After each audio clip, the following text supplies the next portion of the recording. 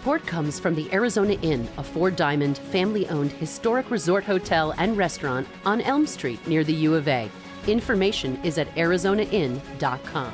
Hello everyone, I'm Jim Ninsel. We're here to talk Zona Politics. Joining me today is Nikki Lee, a Democratic candidate for the Arizona House of Representatives in Legislative District 10, which, roughly speaking, includes Central and East Tucson south of Speedway Boulevard. Nikki, thanks for joining me. Thanks for having me, Jim. It's great to be here. So, who are you and why are you running for the Arizona legislature? Great question. Again, my name's Nikki Lee. I'm running for the House of Representatives. I am a STEM professional, technology professional, an Air Force veteran, a mother of three. And I'm running because service is not a new or shiny concept to me. It's something I've been doing since I was 17 years old. So at 17, I joined the Air Force because I was ready to serve my country. I love this country. I wanted to be a part of something great. And I joined the military, got to travel the world. Wound up here in Tucson 15 years ago, fell in love with the state, fell in love with a guy, and decided to stay here after I got out of the military. And, you know, I saw opportunity to step up and lead again and to serve again. I saw a real need, and I answered the call this time, so here I am. And this is one of the most competitive districts in the state, really. Right now it's represented by a Republican, Todd Clodfelter, and a Democrat, Kirsten Engel, in the Arizona House of Representatives for the two seats. Is this challenging to try to win a race in such a competitive district? It is. By the numbers, it's very doable. We lost the seat by a very small number, so I think we can gain the seat back by a small number. We do have a lot of great candidates that are running, so it'll be competitive in that aspect. But I think once we get through to the general, I think with the right ground game, we'll be able to take the district back. So a few weeks ago, the legislature voted overwhelmingly to extend the life of Prop 301, the dedicated sales tax for education, for another 20 years. Would you have supported that? Absolutely. Education is one of my top issues in this campaign and once I get into the legislature. And there was a cliff that we saw coming with this Prop 301 funding potentially coming to an end in 2021. So I know it was a tough decision, but they had bipartisan support, and this was $667 million that would go into Arizona schools every year, and $364 million of that goes directly to teacher salaries and into reducing class sizes into programs for the classroom. So I don't at all think that it's the long-term solution. I think we have a lot of work to do to adequately fund education, but in terms of the short term, I'm happy that folks of us in the education community are not looking at this cliff and wondering what's going to happen. Another big education issue is this referendum coming up for the voucher bill, the Yes. expansion of these empowerment scholarship accounts. And I know that you helped lead the effort to put this on the ballot through the referendum process. So I assume that you do not support this legislation. But talk a little bit about why you're concerned about the empowerment scholarship account. Yes, so Prop 305, as it is projected to be on the ballot in November. This was the referendum of SB 1431 through Save Our Schools. Arizona is probably what most people are familiar with. And over the summer, we collected 111,540 signatures all across the state to be able to refer this to the ballot and allow voters to decide. Essentially, it takes millions of dollars out of public education and public schools and pushes it over into private for-profit schools. And at this point, being at the bottom of the barrel for per pupil spending and teacher pay, we can't afford another dime to come out of our public funding. So you want more funding for K through 12. How about higher ed? You want to see more funding on the higher education front? Yeah, I think it's critical that we are investing in our community colleges and our universities, absolutely. Kids are entering there and they're coming out and they're in a completely different workforce with automation coming, and it's really hard to tell what the future is going to hold in terms of workforce. So I think we need to invest as much in education as we can. And we also had preschool subsidies. The state used to provide, I think, $80 million a year to help parents who need to keep their kids in preschool while they go do their job. Mm-hmm. And the state has cut back on that dramatically. I think it's about $5 to $8 million a year. We still get federal money. There's First Things First money from the tobacco tax that goes into that. But does the state need to step up again and provide more funding for the early childhood education? Yeah, I saw a figure through First Things First that only about 20%, I think, of kids in Pima County are in high quality pre-K. And I'm one of those fortunate folks that is able to afford to put my child in quality pre-K. And I think those are definitely critical years in terms of preparing a child for kindergarten. So I would definitely like to see additional funding go toward pre-K education. And in terms of just paying for this, the more higher education, the preschool, the K through 12, where do we find the money to be able to pay for that? Yeah, well, I am a fan of Senator Steve Farley, who's running for governor, his plan to fund education, which involves looking at the roughly $13 billion in corporate sales tax loopholes and looking at which of those could be closed. And he's on the appropriations committee, he knows the budget. So I know that he's identified certain ones that would help generate into the billions back into, we could put it directly into education. So I think we could do that without putting any more burden on the taxpayers in the process. So basically eliminate some of the loopholes that are existing out there. The sales tax loopholes for corporations, yes. And we've seen a big push nationally for new regulations on firearms as being led by the survivors of the Florida shooting. What kind of gun regulations do you think the state should consider? Yeah, so I am a gun-owning Democrat, as are a lot of Democrats in the state, and I grew up in rural America where guns were truly used for hunting and for sport. And some of my earliest childhood memories were going to the Masters, was a shooting tournament. My husband, however, is from Compton, California. So he has a little bit of a different experience when it comes to guns. So I have a pretty broad understanding of the spectrum of values and experiences with guns. So I can't even believe that we still have to argue to have the bump stock conversation.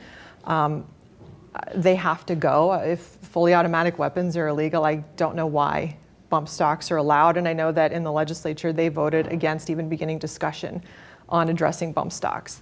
So I would like to see those go away. And also what we call the gun show loophole, where the private sale does not have to be subject to a background check. I think that is a big vulnerability that we have in the state. So those are just two upfront things that I think we should start off with. And we've got about a minute left. What kind of regulations do you think the state should have for these robot cars, these automated driving cars that Uber and others are testing? Wow, only a minute to answer that question. My biggest concern with robot cars really is automation. As a tech person, a lot of the automation and job loss has come from my folks, my industry. So I always feel a sense of responsibility to be a part of the solution when it comes to how are we going to train our workforce for the future. So when I see robot cars, as much of a nerd as I am, and I love technology, I just see a big need to make sure that we're preparing for job loss as a result of automation. And that's what keeps me up at night, really. All right, we are out of time. Nikki Lee, candidate for the Arizona Legislature, House of Representatives, District 10. How can folks learn more about you? Yeah, you can go to our website, nikkileeaz.com, and everything is up there. We've got a podcast, website, social media. You can link off to all of that from there. So you haven't quit Facebook yet? Not yet. I have people to do that now, though. All right. Thank you so much. We'll be right back with Colter Thomas, a Tucson high school student who helped organize the local March for Your Lives. March for Our Lives. Zona Politics is made possible with the generous support of the Loft Cinema, Tucson's independent movie theater. The Loft features independent, foreign, and documentary films, cult classics, discussions with filmmakers, and much more, including the Loft Film Fest in November. The Loft is located at 3233 East Speedway Boulevard. Showtimes can be found at loftcinema.org. Support for Zona Politics is provided by Hotel Congress in historic downtown Tucson. More information at hotelcongress.com and 622-8848. The Tucson Hispanic Chamber of Commerce serves the business community in the bilingual, bicultural region of the Arizona-Sonora border and is a proud media partner with Zona Politics. Learn more at TucsonHispanicChamber.org.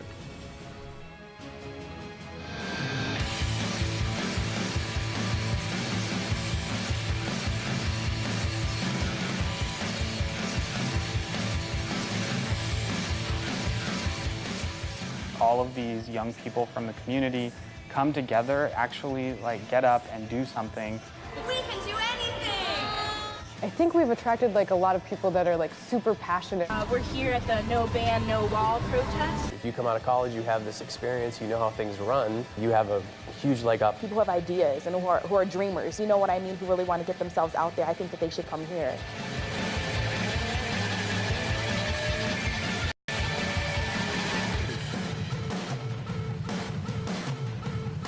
My next guest is Colter Thomas, a Tucson High student who helped organize the local March for Our Lives demonstration and who then traveled to Washington, D.C. to march in the national demonstration. Colter, welcome to Zona Politics. Thank you for having me. So you organized here and Yes. then you ended up going to D.C. What was that experience like when you got there, and why did you want to be there? Yeah, so I bought my tickets for DC before I became a part of Tucson's March, so that's how that happened. But DC was honestly one of the most amazing experiences I've ever had. The speakers that the Parkland students had organized were phenomenal. They were from all across the country, like all walks of life, and they all had something amazing to say. And it was just so powerful to be a part of that group, and everybody was there together for the same reason, for change. It was really amazing. What got you engaged on this topic in the first place?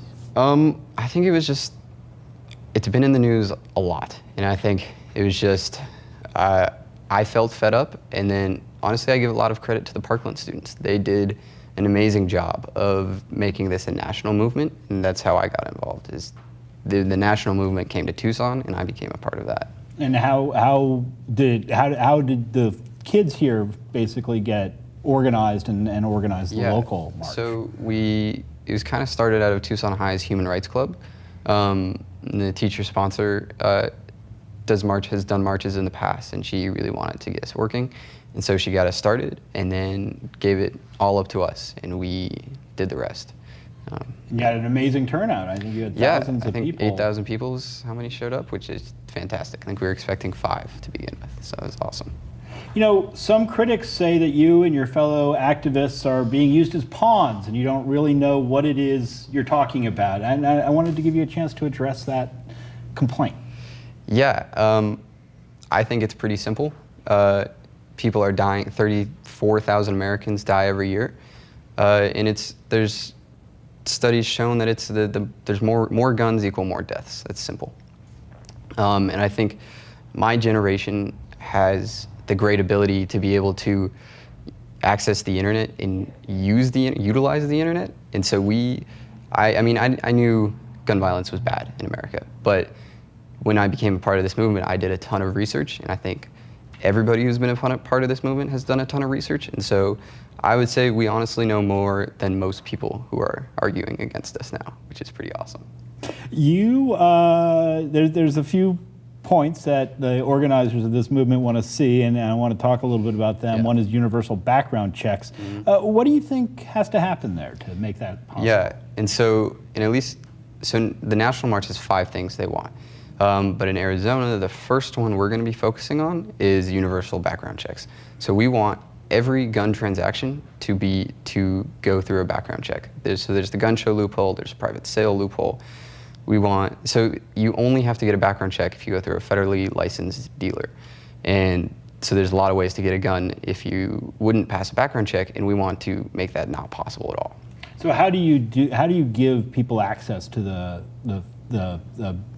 national list of prohibited possessors? Do you have to work through someone with a license at that point? To be honest, I'm not sure, but that's something we're working with. I'm working with Giffords Law Center, and they've done a ton of research and they know what they're doing. And I think this is the same for a lot of marches around the nation. Is these kids, like, this is a learning experience. A lot of us have never done this before, and so what we're doing is we're finding ways to work with people that know what they're doing. And so we have the momentum and they have the knowledge, and we're kind of pairing ourselves together to make this happen. And a ban on ammunition magazines that hold more than 10 rounds is also on the list? Yeah, so a high capacity magazine ban is something that we do want change, because there's no reason nobody needs that. And the ATF given more power to be able to keep records and basically enforce the law. Yeah, the ATF is basically working with one hand tied behind their back right now. They don't even have all of their records digitized. They are not a modern department at all, and we want that to change so that they can really do a much better job of regulating firearms. And Congress has already moved on one of the demands, which is to allow the Centers for Disease Control to study gun violence. Is that a win at this point? I think it is. It's a step in the right direction. It's not, I think, so it's a step in the right direction, but it's not what we want. We want the universal background checks will make a huge difference. And then the big one, which I'm sure you'll get to, is the comprehensive ban on assault rifles. I think that's what we'll be pushing for in the end. But right now, funding for research into gun violence as a disease is something that will be very beneficial for future. Right, that was the last thing on the list, which is the ban on assault weapons. And why do you think, what kind of guns are you talking about when you talk about assault weapons? So assault weapons are really, we're thinking anything that is not used for hunting, or maybe self-defense, or anything that kind of came from war. The AR-15 is what we see most common, is what we want banned. But really, weapons that have no purpose in the hands of citizens. Like, they are not proper home defense, and they are not self-defense weapons. So that's what we're looking for. And high-capacity magazines as well. Right, that's typically part of the assault weapon and weapons of war that have came into civilian hands. And you mentioned you're with the Human Rights Club at the Tucson High. What else are you engaged with over there? So actually today, it's the Red for Ed, supporting teachers to get a pay raise, because I don't think they're not even at pre-recession levels. So in another, we're just, anything that comes up, we want to be a part of, and we want to help, is what we're working towards. How did you what was it that made you want to join the Human Rights Club at Tucson High? For me, I felt like it was time to take responsibility, to take steps towards the actions, towards change that I wanted to see, rather than just expecting other people to do it. And I felt the Human Rights Club was a great first step. How have you reacted to the election of Donald Trump? Well, I think I don't support him, and I don't support anything really that he proposes. I think he can do a good job if he tries to, but I think he lied to a lot of his supporters. All right, we're going to leave it there. Thank you so much, Colter Thomas, coming in and talking to us about what's going on with the March for Our Lives, the gun violence, anti-gun violence movement that you're a big part of. And we will be right back with J.P. Martin, a candidate for the Arizona House of Representatives in Legislative District 9. Zona Politics is made possible with the generous support of the Loft Cinema, Tucson's independent movie theater. The Loft features independent foreign and documentary films, cult classics, discussions with filmmakers, and much more, including the Loft Film Fest in November. The Loft is located at 3233 East Speedway Boulevard. Showtimes can be found at loftcinema.org. Support for Zona Politics is provided by Hotel Congress in historic downtown Tucson. More information at hotelcongress.com and 622-8848. The Tucson Hispanic Chamber of Commerce serves the business community in the bilingual, bicultural region of the Arizona-Sonora border and is a proud media partner with Zona Politics.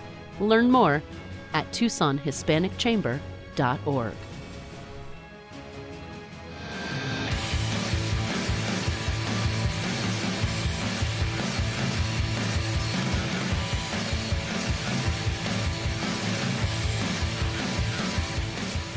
All of these young people from the community come together, actually get up and do something.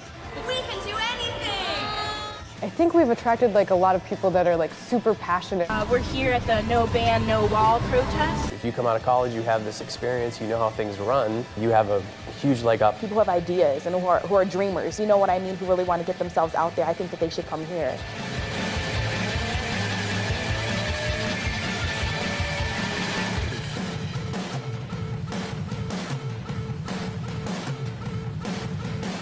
My next guest is J.P. Martin, a Democratic candidate for the Arizona House of Representatives in Legislative District 9, which includes central Tucson, north of Speedway, as well as the Catalina foothills and the Casas Adobes area. J.P., welcome to Zona Politics. Thank you for having me. So who are you, and why are you running for the legislature? So my name is J.P. Martin. I'm running for LD9 House of Representatives because I'm an immigrant and I'm an entrepreneur. And so I think that you have to be a little bit scrappy when you're at the Capitol. I'm also young, which means that I'm full of energy and willing to get out there and fight for my district and for the values that I see that we need to fight for. And this district is already represented by 2 Democrats in the House of Representatives. What made you decide you wanted to jump into a primary and try to challenge a fellow Democrat? It is. Let me tell you how lucky we are. I live in LD9, and we are the bluest district in the entire state. So we have 46,000 Democrats. But I also see that we don't have much representation when it comes to young people. There are 2 big pillars that are demographic in Tucson, and that is Anglo retirees and younger Latinos. And I'd like to represent all of Arizona. And a few weeks ago, the legislature voted overwhelmingly to extend the life of that Prop 301 education sales tax rather than ask voters to do it down the line. Your thoughts, would you have supported that? I think that the reauthorization is a good step. I still think that we need to see more action from the governor, perhaps in Prop 456. I would have personally extended it from 0.6 to 1 cent. That would have given us about $400 million more to play with. I think it's important to look at teacher pay and early childhood education, and I think we could have paid for both of those programs had we made it 1 cent. In early childhood education, we talked about this earlier with Nikki Lee, one of your fellow Democratic candidates, a different district, but someone else running for the legislature. And your thoughts on the importance of early childhood education? So it's critically important. I believe in P through 20, so all the way up to the highest levels, but we need to give each grade the importance they deserve. The formative stages between ages 0 and 5 are the most critical, and I think that reading and sending kids to good, high-quality pre-K is important. I'd like to see them at least at a 3, 4, or 5 quality star pre-K, and I think that we can do that.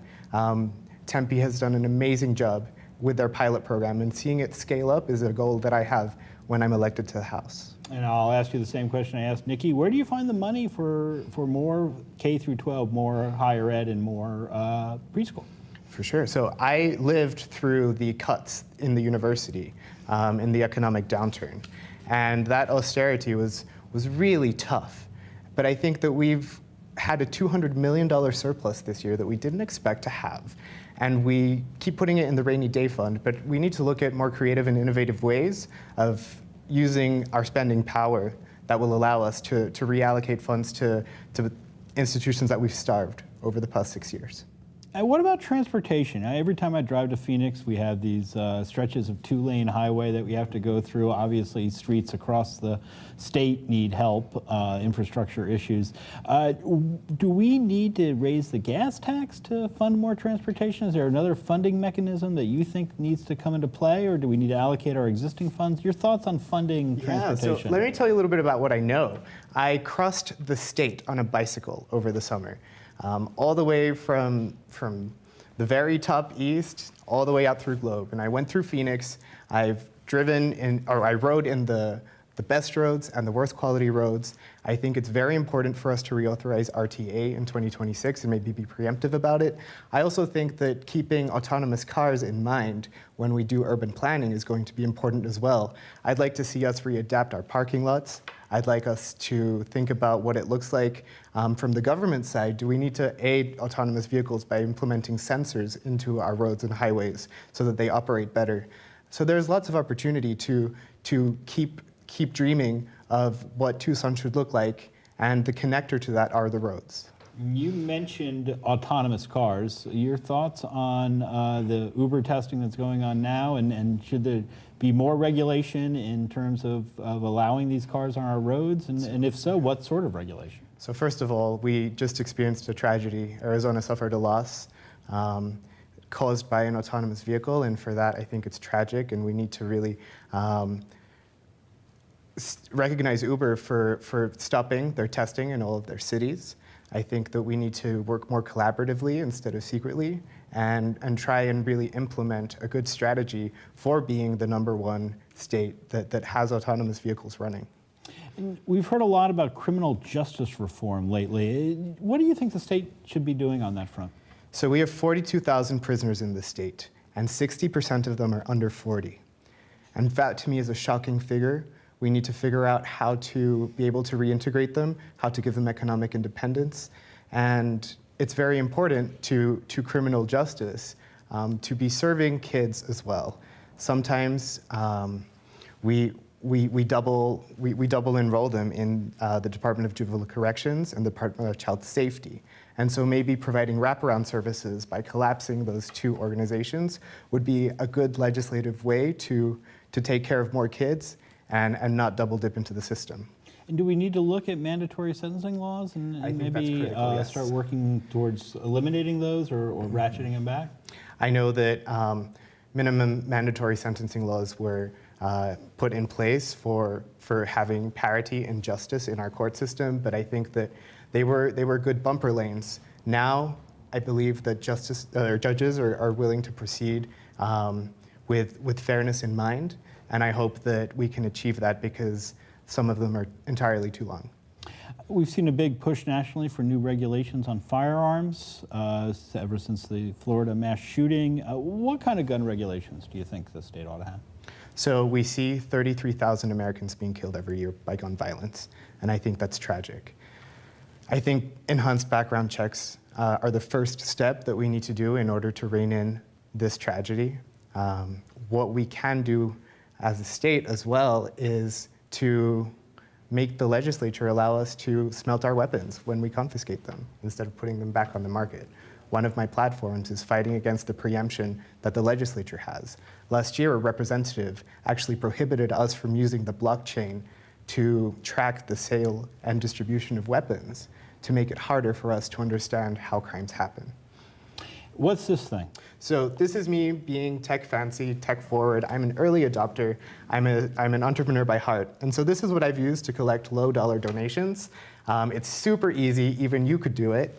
What you do is you dip your card in and it's like Vegas, right? You never know if it'll go through, but it will likely go through. And then it dings and it's really fun. And you've got your $20 towards clean elections. And then I get $20. And you have to get, what, 200 of those? So I'm running as a privately funded candidate. Oh, you're not doing clean elections. So people could do more than $20. People could do more than $20, but usually I prefer to have one-on-ones and tell them a little bit more about my plans for the state because anything over $20 is an important conversation. Well, I will let you take your device back out on the street. And, Thank you. Good luck with that. Thank you so good much. luck for your campaign. How can folks learn more about you? Please visit martinforarizona.com for more information. All right. Thank you so much. And that is our show for today. My thanks to our media partners at Tucson Weekly, Tucson Local Media, Creative Tucson, and Community Radio KXCI 91.3 FM, where you can hear a radio version of Zona Politics at 5 p.m. on Sunday afternoons. If you missed any part of today's show, you can find an episode at zonapolitics.com. Be sure to follow us on Facebook. I'm Jim Ninsel. Thanks for watching. We'll see you next time. Zona Politics is hosted by Tucson Weekly senior writer Jim Ninsel. The program is produced by Jennifer Powers Murphy and Danny Vinnick and edited by Jim Rundle. Special thanks to KXCI, Tucson Weekly, Brink Creative Digital, and all supporters who provide crucial funding for the program. Learn more about Zona Politics at zonapolitics.com and be sure to follow us on Facebook and Twitter.